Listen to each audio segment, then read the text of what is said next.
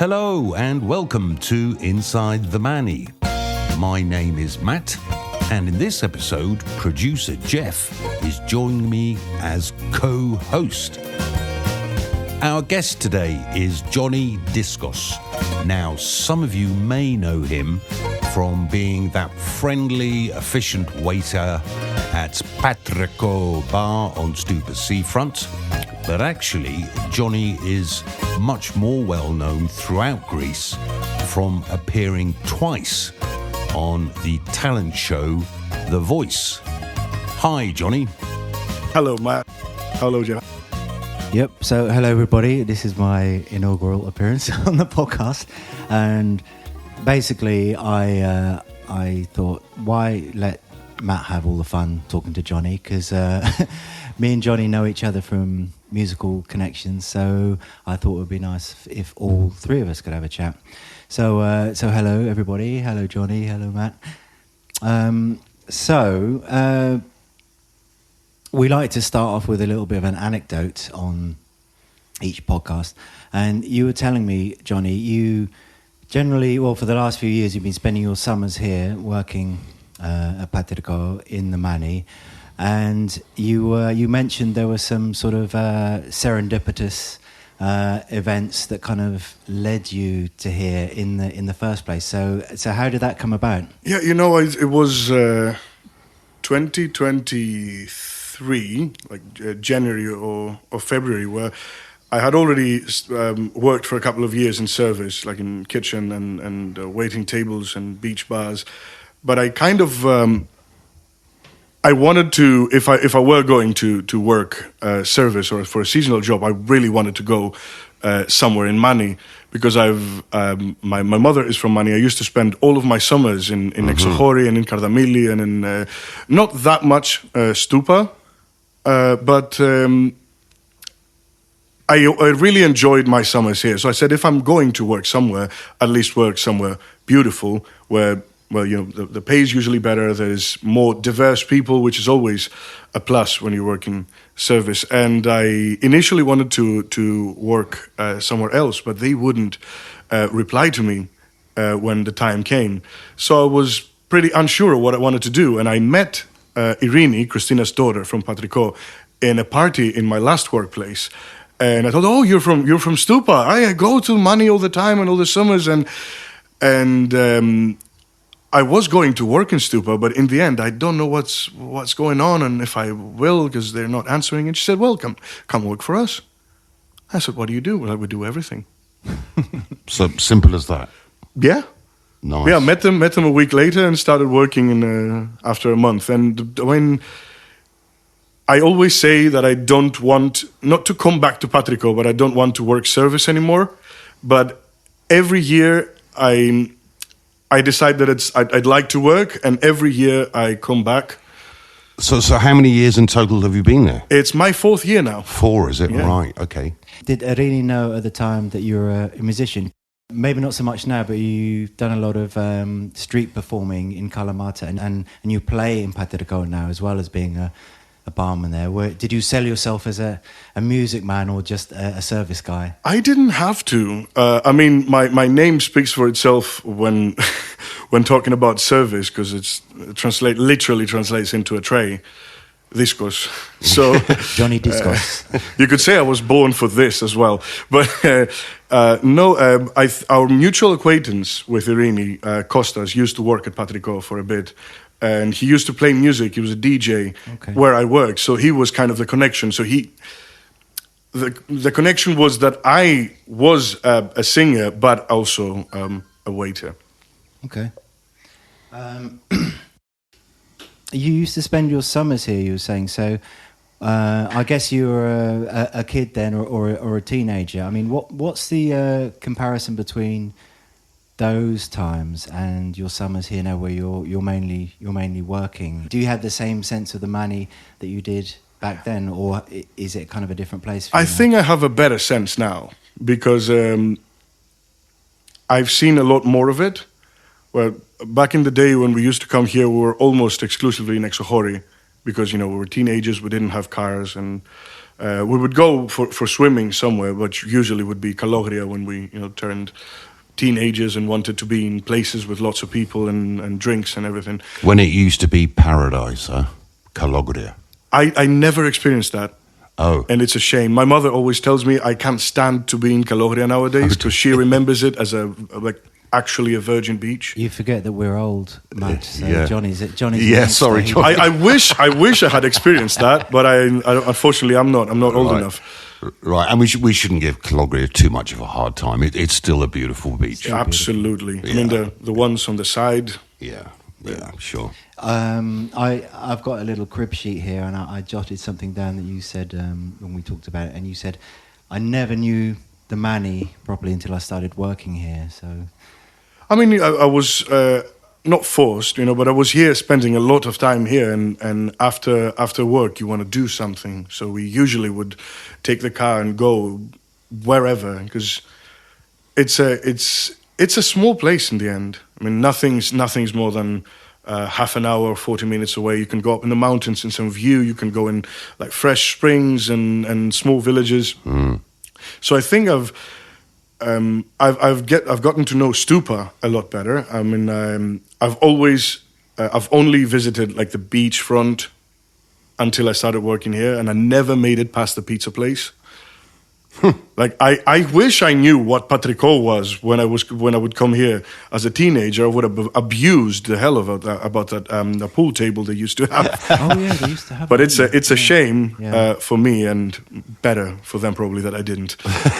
Anyone who doesn't know the area or Patriko, where Johnny works, it's kind of they sort of describe it as a pub, isn't it? Which is really nice because they serve draft beer and they serve draft Guinness, so it's got a different feel, hasn't it? It's a really lovely place. It is, and it's weird because most people don't even realize we are a bar until they actually come in, because everybody sees the bakery in the front and the beach downstairs, and they always ask me, "Are you the same place?" It's a fair question, to be honest, but nobody guesses that it's brunch and food and coffee and cocktails and all these things. And live music. Yeah. Look, we're going to talk about your music experience, but just give us a very broad idea, because some people might know you from The Voice, some people might know you personally. But so you've got sort of a semi-residency there this summer. You're playing quite regularly. So yeah, we're doing Mondays every Monday. Me and my friend Christos Pulakidas from Kalamata, we've configured our set to be a nice mix of English and Greek, because Greek people don't want to listen to only English things, and I feel like it's a little bit condescending for English people to play only English music when there's lots of English, mainly English, but like generally foreign tourists. So I think they enjoy having the Greek part of it as well. I totally agree, and it is the obvious thing to do. Unfortunately, the other way round, playing in various bands over the years, I've tried once to do what you do, and I tried to sing a song in Greek, and I looked around and they were in stitches, because and it was Locomondo then Cani Krios in Alada, which is an amazing song. It's a great song, but I think I butchered it with my pronunciation. Anyway. Bravo, Matt. You tried. Well, no, it's good to try. I tried, but never again.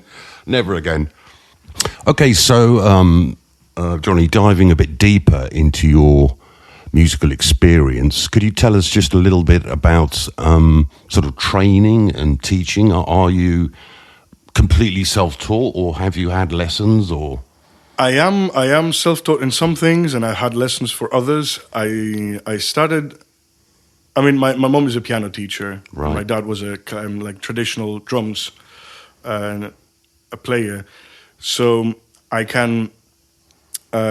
I got in contact with music from a very early age, but I started learning the saxophone when I was, I think, 11 or 12. Wow!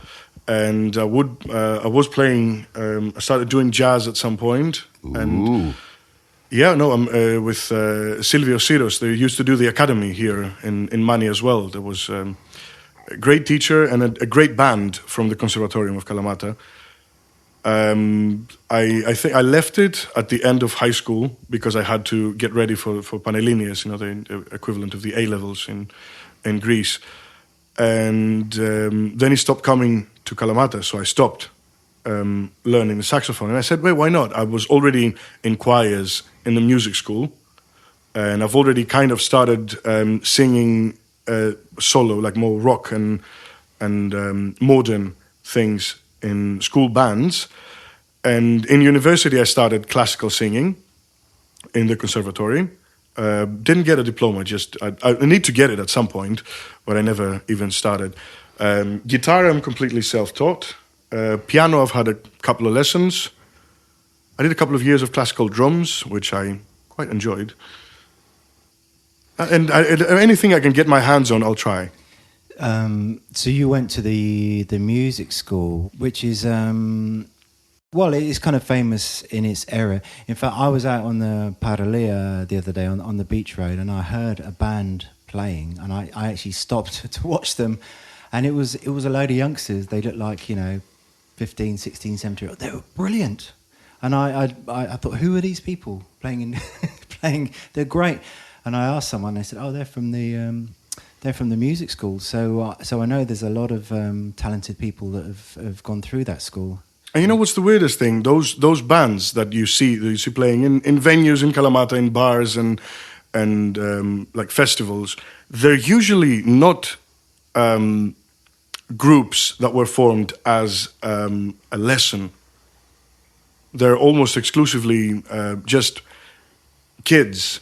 Yeah. Of all ages, which is one great thing about the music school in Kalamata. There is no discrimination against the different classes, because that is a big thing in like general high schools and in Kalamata. Everybody's a little bit, I'm older than you, so I have priority over anything. They're usually very mean to younger kids, whereas in Musico it's much more united, the whole school, which is a good thing. You see people of like students of all ages participating in exactly the same choir or the same group, which is a beautiful thing. Yeah. And I think a lot of people who live down here permanently, especially maybe the non-Greeks, they're not aware that there's so much going on in Kalamata, sort of culturally, generally, not just music. It is very active. Kalamata is very active. Like the guitar festival, the dance festival, the international choir competitions every 2 years. It's most people don't know because they're not very good at advertising themselves. Promoting, yeah. Going back to your sort of developments, you've been immersed in music since you were pretty young, huh? Yeah, I mean, all different kinds of exposures and influences, and I like listening to very different stuff. I can say that the only genre of music that I don't particularly enjoy is like very heavy metal. I agree. Well, in Greek, most modern Greek music is not my favorite to listen to in my own time. But if you look at my liked songs on Spotify, it's about 900 songs in 900 genres. Yes, not 900, but I saw my what Spotify Wrapped or what is it? It said you have listened to 1,200 different genres this year. That doesn't surprise me, Gianni.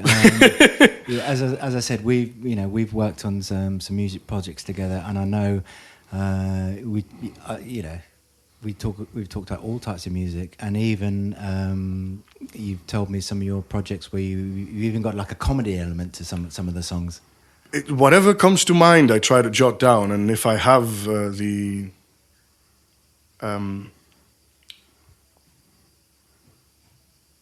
if I feel like it, I will start doing something. It usually never goes anywhere or it doesn't get finished. That's the old curse. But it's a shame to have an idea and not do anything with it, I think. Yeah, I also think that's quite unusual because most people who get involved in music, for one reason or another, get sucked into a scene or a genre. So I think it's quite refreshing. I mean, you were blessed with an amazing, beautiful voice, and I think your voice is very versatile as well. So I think that's a wonderful thing that you're singing all types. Be it jazz, bit of rock, bit of soul, bit of this, bit of that, bit of Greek. I think that's great. And following on from that, one question I've always wanted to ask you from the very first time I heard you. The very first time I heard you, I wasn't sure what nationality you were, because you have no accent when you sing in English. And I've just said, when I tried to sing in Greek, I sounded like an Englishman singing Greek. You don't. How did you achieve that? Or did it just come naturally? I think I was always good at accents or mimicking, anyways. But I had a great teacher who taught me English, and it was English, not American. Thumbs up from us. the original English, and but I don't know, I like it more, and I listen to it a lot more. Like the past 4 years, every summer I've been listening to English people non-stop. Well, of course, yeah. Yeah, and I like picking up things. So it's the most commonly asked question to me while working at Patriko is like, are you English? Really? Yes. So it's not just me, it's... No, it's everyone. And yeah, when I say no, most say, so you must have studied in England. And my response is, well, I spent a week in Wales, but... Oh, no. I don't think that was it. But no, it was always easy for me to mimic accents, and there is nothing worse than bad accent while singing, in English anyway, because I've listened to so many wonderful singers from Kalamata that start singing in English, and it just puts you off. Yeah, it's a little bit nails on the chalkboard, isn't it? Yeah, and it's such a shame because, as you say, they got great voices. Yeah. But it gets ruined because the vowels are wrong, everything is... But at the same time, you said, oh, you tried it once, and it's different because most English people try and tell, oh, you know English, why don't I know Greek? And first of all, you'll never use Greek if you're not in Greece. Yeah. And second of all, it's very different.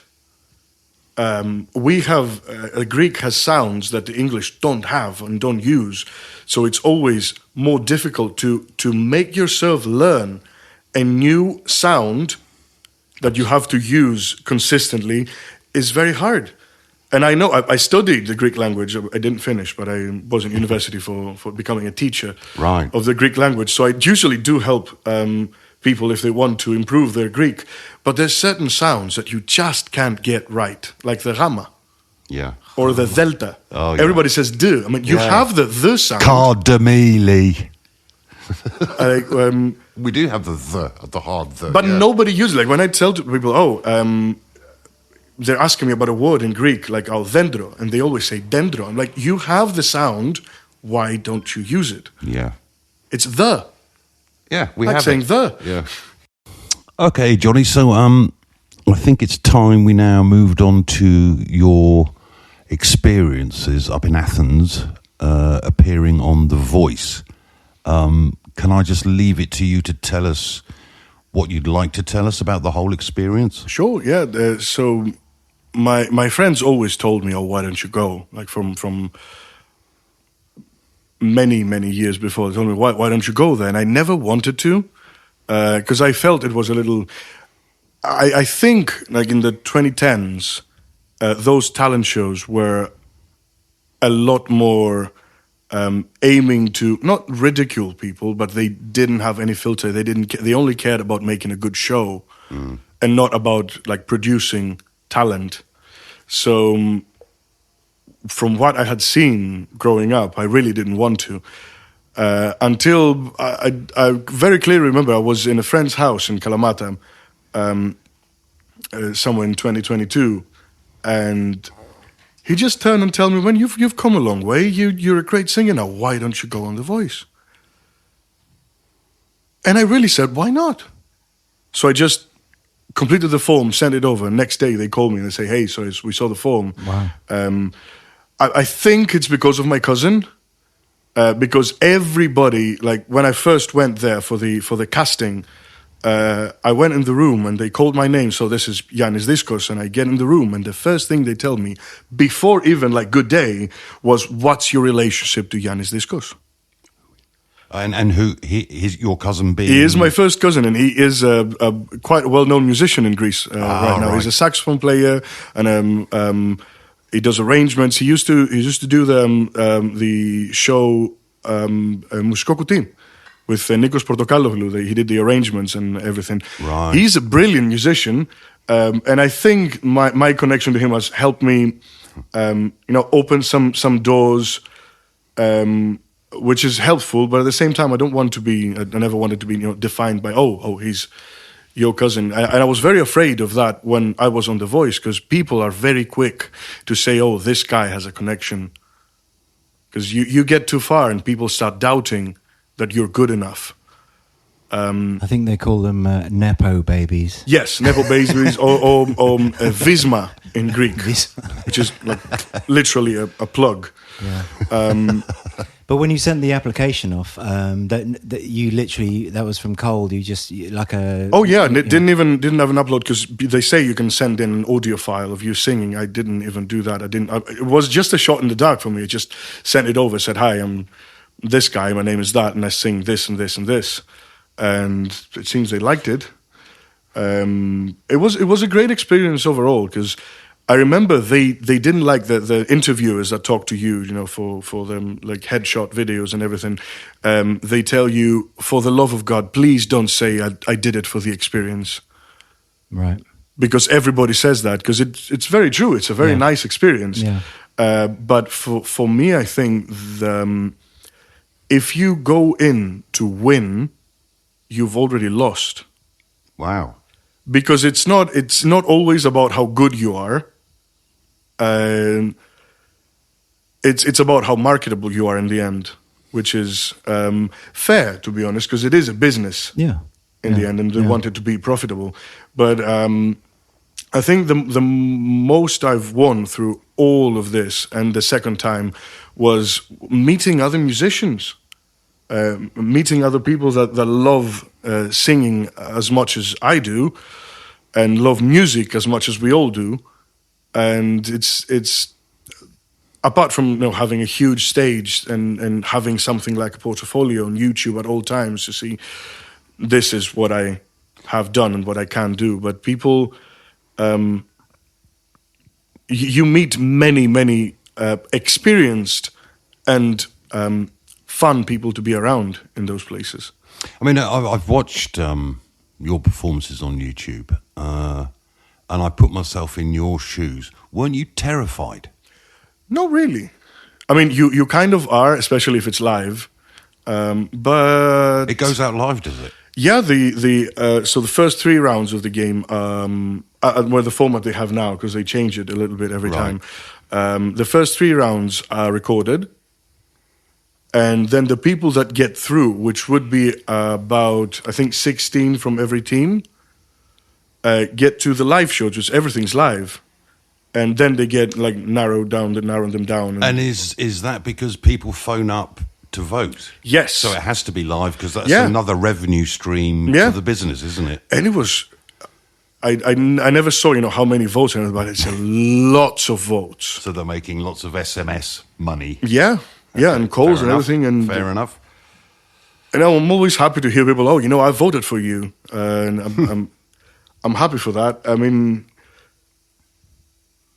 it's a very awkward thing to hear, and a very awkward thing to what do you respond to it? Because it's like people saying, "Hey, I spent money on you," and it's a weird thing for somebody to say to you. Yeah. I am very grateful, but Yeah. Yeah, I was going to ask the same question, Matt, because doing a bit of research and background for this. When you watch the shows, it's full on. There's a big stadium full of people. There's just one person on the stage, full band in the background, but all dimmed. But proper full production, lights, lasers, pyrotechnics, and vroom, and then it comes down to you, and then you must have some big cojones, Gianni. There's no way on earth I would ever stand in that. So can you just put us in that spot, what it felt like?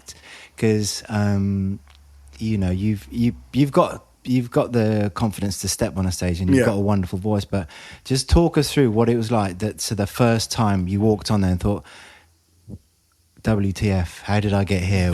What's going to happen here? The first time was very, very weird, because it was I don't have a problem with people or like with a big audience. I used to play theater as well growing up, so I'm very acquainted with a stage and people, and there's not that many people in the studio. I think it's about 150 or 200. Oh, okay. It total. Looks more in the. It looks more because the shots and everything, and also the weird thing that not many people know is that all these sounds you hear on TV, like the sounds of the lights and the sounds of the buzzers, they're not there. Okay. These are added in post. So the thing is, when the judges turn a chair, you don't hear the sound. Right. So you might not know it. Like I usually have my eyes closed when I'm singing. So the second time round, when the first chair turned, I had no idea until I opened my eyes and looked. And you can actually hear that in the audition, that because it was on a high note. On what is it? Englishman in New York. Englishman in New York, and and you can hear my voice break a little bit from the surprise of the chair. But it's the first time round. I went on stage very, very early in the episode, in the recording. So it was about, I think, the third one that got on stage, and both of the two people before me, nobody turned. Oh, really? Just to explain, so if anyone hasn't seen it, the judges have got their backs to you, and so they're just listening, and if they like what they hear, they hit a big button. It's all very dramatic, and the chair spins around. And you're saying on some of these people, nobody spinned around, but on you, everybody spinned around. No, first time round it was only Panos Moussourakis that turned. Okay. And you had some where they all span around, didn't you? Well, yeah, the second time round they did. Yeah. I feel like I marketed myself better the second time round. Being one of the first to be on stage is very frightening, especially if the last two people, nobody turned. And it's... That's quite brutal, isn't it? It is, but that's show business. Yeah, fair enough. And that's what Panos Moussourakis said at some point while we were recording. And I think I'm allowed to say this because he said it to all the people in the audience, like if they can know, I mean, everyone else can know. He said, okay, so this is TV. Please remember, everything on TV is fake. I mean, talking about the lights and the people and the noises, and it's so much, it feels way emptier than it actually is. So it's not that... intimidating. In the end. Gotcha. Yeah. And I also noticed, I mean, you mentioned earlier about your love of many different genres of music. You chose, in both times you went up there, completely different songs. I want to show range. I wanted to find songs that that expressed me as me, and songs that I liked. And weirdly enough, people seem to think that you don't choose the songs you sing on The Voice, because many people have gone there and they ask you to give them a list of songs that you'd like to sing. And obviously, somebody that is not a professional singer or doesn't sing that much but still wants to take a crack at it, they have 2 or 3 songs that they feel very confident singing, and then the rest are just filling space. But the thing is, you've given them your 10 songs that you would be willing to sing. So if they choose one that you don't like, it's not their fault, it's your fault for choosing songs that you wouldn't be comfortable singing. Okay. So do they end up choosing them, or is it kind of a collaboration thing? It is kind of a collaboration on the first stages, at least. I mean, in the duets, you cannot choose your own songs because it's another person as well. So the team, the coach decides that. But you know, it's a mix of what the production deems interesting and fresh, because they don't want to, you know, everyone to be singing House of Rising Sun over and over and over again. No, that'd be dreadful. Because that's what would happen if they don't filter out the songs.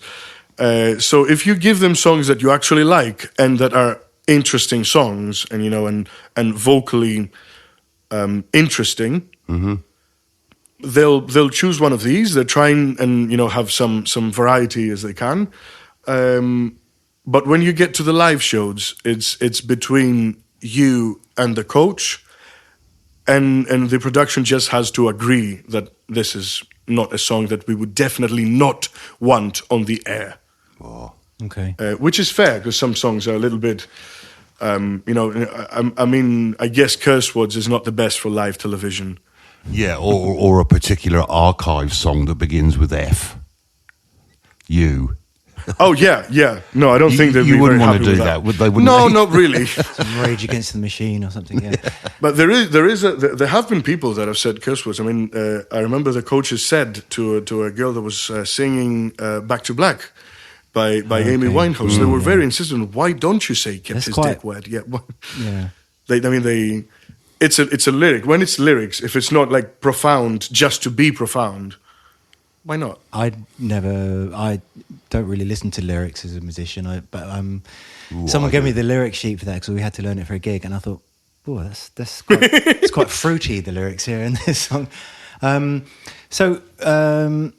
Look, I knew it would go this way, and we can talk for hours and hours and hours. But there's a couple of things I want to ask you. So you got. You appeared on 2 seasons. So was that a second application, or did they invite you back? How did that? It was a second application, and for some reason, because they had a break of 1 year after the year I went for the first time, 2020, like 22, 23, I think. They didn't do a season the following year, so I thought it was cancelled forever. Okay. I wasn't very keen on going back, and like I said to myself, I don't really want to. Sorry to interrupt. And on the first one, where did you get? Did you get through to the semis? No, in the first round I got out of the competition in the duets, so the third round. Okay. I felt that I didn't show what I would like to show to the world the first time round. I don't know if I wasn't ready vocally or if I didn't have the experience that I had second time round, but if I felt like it didn't do me justice. Mm-hmm. So I was in Athens. I've had some minor medical problems that were very on my mind at the time, and I returned from Athens after seeing all the doctors and everything, and I come back to work. And as I arrive in Patriko, ready to start my shift, I see on Instagram the call. Oh, we're looking for people for The Voice, and I said, well, you know what? I'm going to do it again just so I can do it my way this time. There's a song about that, isn't there? Yeah, and I love it. And I wish I thought of singing that on The Voice, because that'd be great. So you got through to the semis on the second time, is that right? Yeah. Most people think the semi-finals are 4 people. It's not. It's 16. Okay. Still, it's quite a feet, because every team starts with like 38 people. So I'm terrible at math, but that's a lot. About 130, 140 probably. Somewhere there. Wow, that's a lot of people. And there's quite a few performances that people can watch of you and The Boys. Look, I'm not saying this is your best ever performance, but which one do you think you nailed out of all the ones that went out? You know what? To put you on the spot. No, it's okay. I do have a favorite. I have a little bit of a Johnny Depp syndrome, so I don't like watching myself. Yeah. I like listening to myself. Like I'll enjoy listening to the things I've recorded or the things from YouTube, but I hate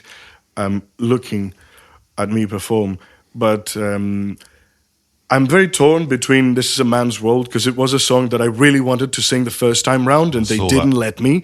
And they didn't let me. They probably were saving it for some later stage that I never got to. But second time round, I told Panos, the coach, I told him I really want to sing that. I wanted it last time, and it went great. But I think my best performance was Colours, the semi-final, which was an amazing song that I've listened to before, but I didn't even have in my radar. And right after I got through to the live shows, Panos caught me after the recording and told me, I've thought of a couple of songs for you for the next stages. Have a listen to them.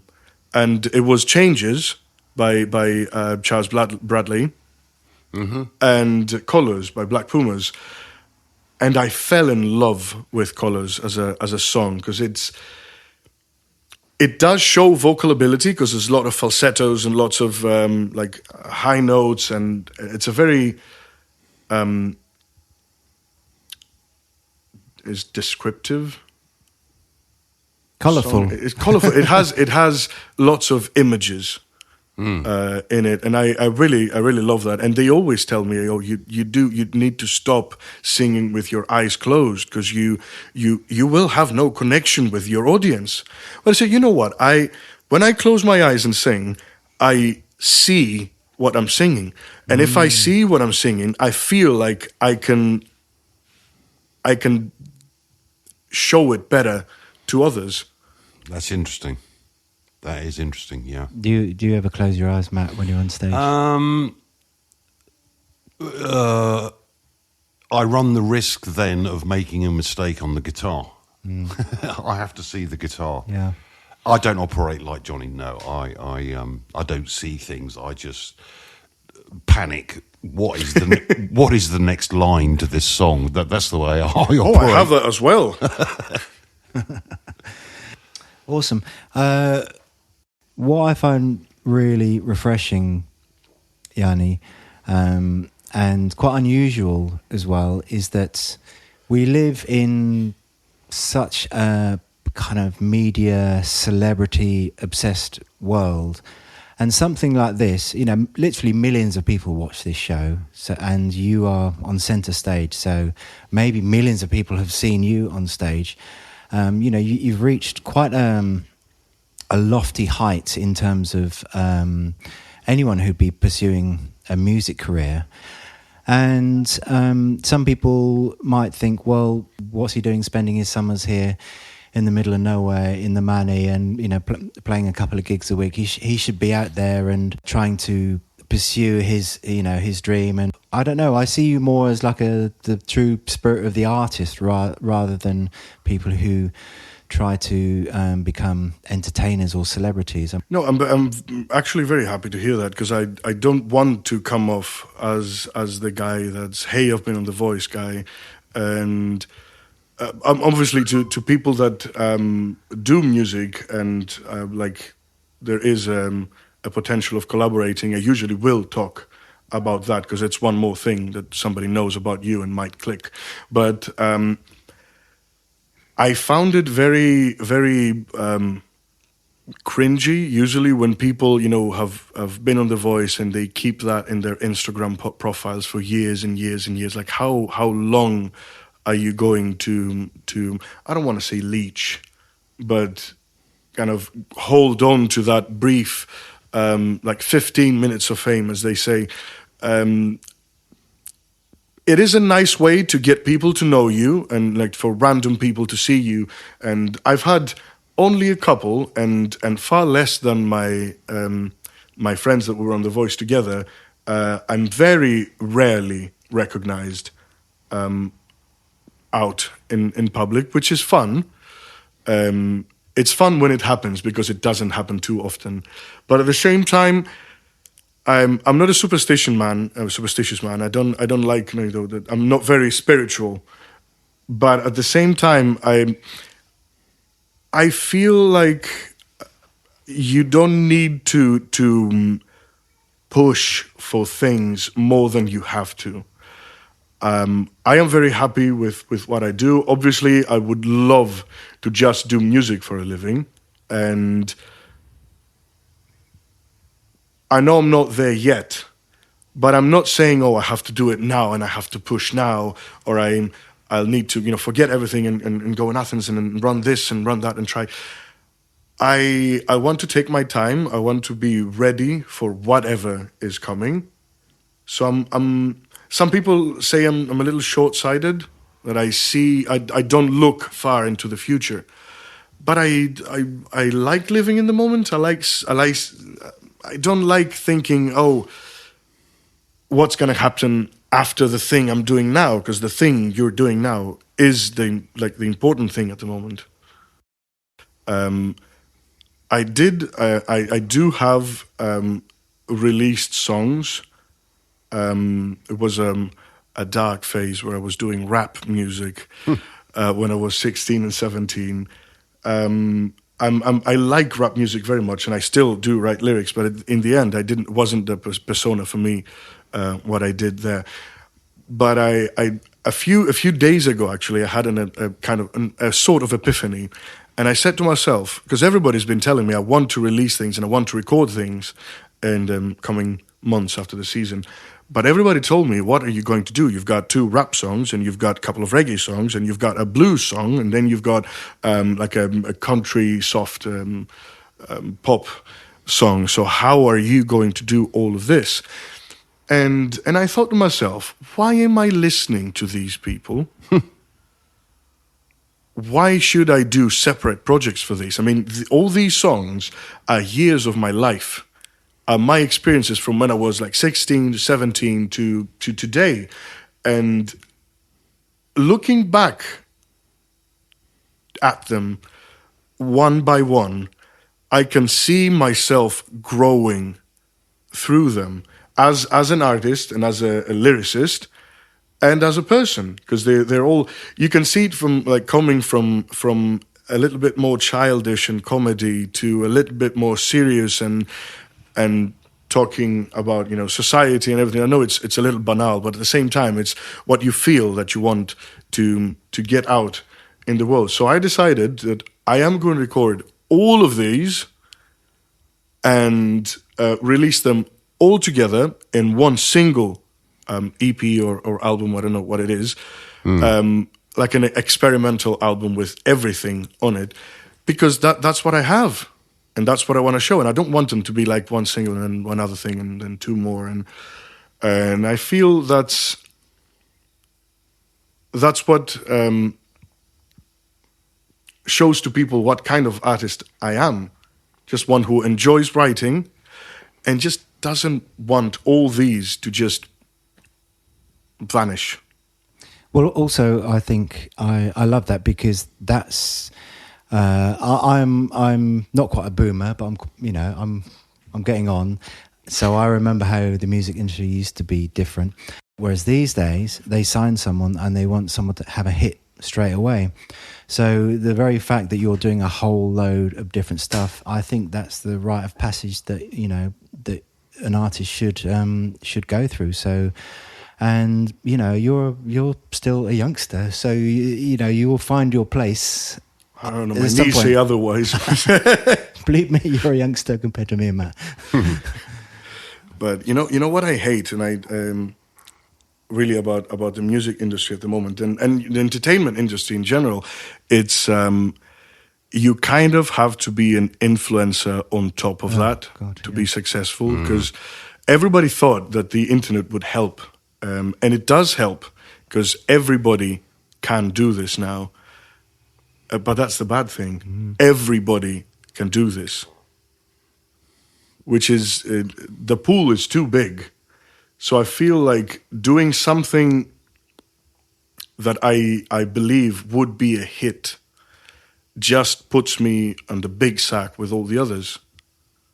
And how can you stand out in the middle of a sea of Taylor Swifts, for example, like you, and they're all on TikTok and Facebook. Yeah, and I tried to do that, but I can't commit to it. I don't like recording videos of me singing, and you need all this hardware and all these lights and cameras because people want it to look good, and with all the the phones and the cameras and the equipment everyone has, everything seems so professional, and I just can't take the time to do that.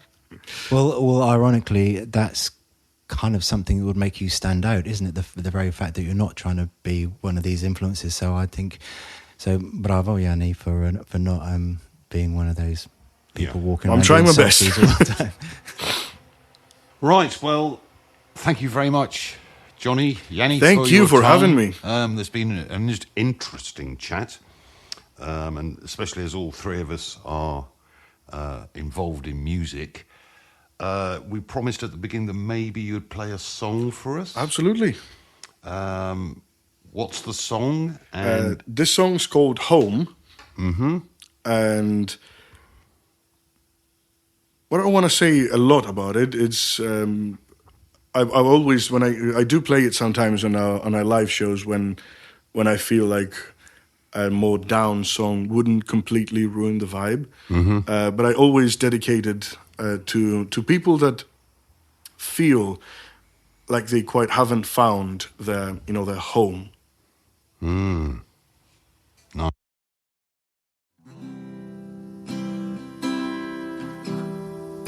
Home is where your mind will fall asleep when the day is all gone. Home is when the silence takes its place inside your dome. Then why is the second plate growing cold on the table? Why do I sleep in both sides of my bed? Why doesn't this still feel like home? Is it a kiss and an embrace? A few sweet words, or the coals that burn in the fireplace? Is it just me, or am I just alone in here? Why doesn't this still feel like home? Home is where you're glad to spend your life and just grow old. Home is where the handprints of your dreams have left the tone. Then why, when I fall asleep, I dream of greener grass? Why do I hate the scars of time that's past? Why doesn't this still feel like home? Is it the taste of first dawn's dew? The thistling leaves, or the crickets that cry in the sunset gloom? Is it just me, or am I just alone in here? What does it take to feel our home? And that's when I saw her, just a glimpse in the night, like a dream that's now over, but she's still standing in front of me. I hope this time she's come to stay. I felt the kiss and the embrace. She spoke the words that set my ember soul ablaze. It's not just me, There's two lost souls in here again. Is that what it takes to feel at home? We share the drops of grey skies weep, laid in the grass and kissed until we fell asleep. She's not just me, we're two lost souls in love again. What does it take to feel at home? That's what it takes to feel at home.